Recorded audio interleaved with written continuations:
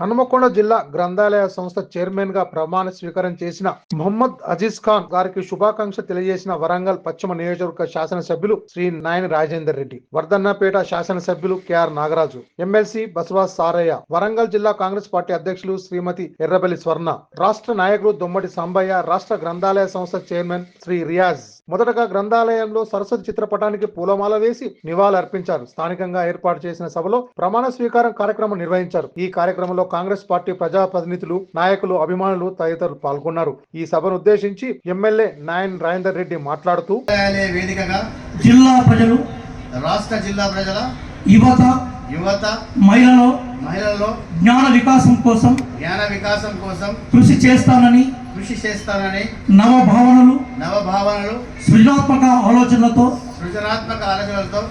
కూడిన విద్యార్థి లోకం నిర్మాణానికి నా వంతు సహకారం అందిస్తానని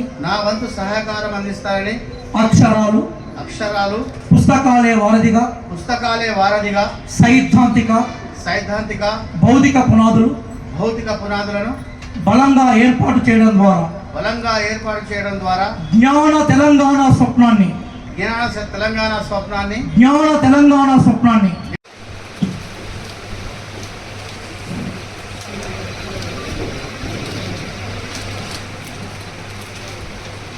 అలవేలు గారు మీరు ముందరకమ్మా, మీరు సీనియర్ లైబ్రరీ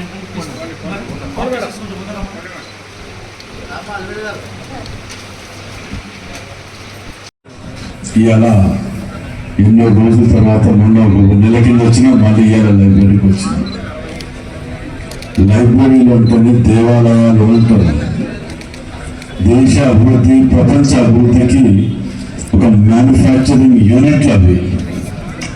దేశ కాదు, ప్రపంచానికే మ్యానుఫ్యాక్చరింగ్ యూనిట్లు అవి.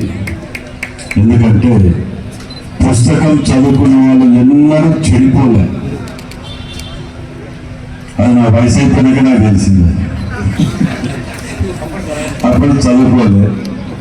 సరే, ఏదేమైనా అభివృద్ధి చెయ్యాలి అనే ఒక తపన కంపల్సరీ ఉండాలి. ఎందుకంటే ఆ రోజులలో నాకు ఎక్కువ అనుభవం లేకున్నా నలుగురు సలహాలు సూచనలు తీసుకొని 30 రూపాయలు ఆ రోజుల్లో ప్రపంచాన్ని చూడాలంటే ఇంటర్నెట్కు 30 రూపాయలు ఉండే. బయట ఎక్కడికి పోయినా ఒక నెట్ ఉంటే దాని బయట 100 మంది నిల్చునేది. ఆ రోజులలో రాజశేఖర్ రెడ్డి గారు మనం ముఖ్యమంత్రి గారు ఉన్నప్పుడు ఇక్కడ నెట్ తీసుకోవాలి, మనం నెట్ తీసుకొని 5 రూపీస్కి లైబ్రరీలో ఇంటర్నెట్ సర్వీసెస్ మనం ఓపెన్ చేయాలని ఉమ్మడి రాష్ట్రంలో మొట్టమొదటి ఓపెన్ అయిన ఇంటర్నెట్ అనేది లైబ్రరీ మన దగ్గర. సిస్టమ్స్ లేవు, మరి ఎట్లా సార్ అమౌంట్ హక్కు పెట్టుకోండి అని చెప్పి మాట్లాడుతున్నాడు. అలవాటు పడిపోయిన తర్వాత అక్కడ మా ఎంఆర్ ఆఫీస్ మా గుంపలపల్లి మాకే ఉన్నది, గొలుగుంది మాకే ఉన్నది. అలవాటు పడిపోయిన తర్వాత హక్కు పెట్టగలుగుతామా? జీతాలు ఇచ్చే స్తోమత ఉన్నదా? అంతమంది స్టాఫ్ను రిక్రూట్ చేసే స్తోమత ఉన్నదా? ఇవాళ మీరు బిజినెస్ పెడతారు, 4 బ్రాంచులు పెడతారు అంటే ఆడ చూసుకునే వ్యక్తులు ఉండాలి. చూసుకోకుండా వదిలేస్తే ఏం జరుగుతుంది నష్టం అనేది అర్థం కాక ఏది పడుతుంది ఎట్లా పడితే అట్లా చేసి ఇక పెద్ద మనిషిని తొమ్మిది కన్నా మన పాపం లాగుతుందో అని చెప్పి అది తిట్టు కూడా పనిచేస్తాం పెద్ద మనిషిగా.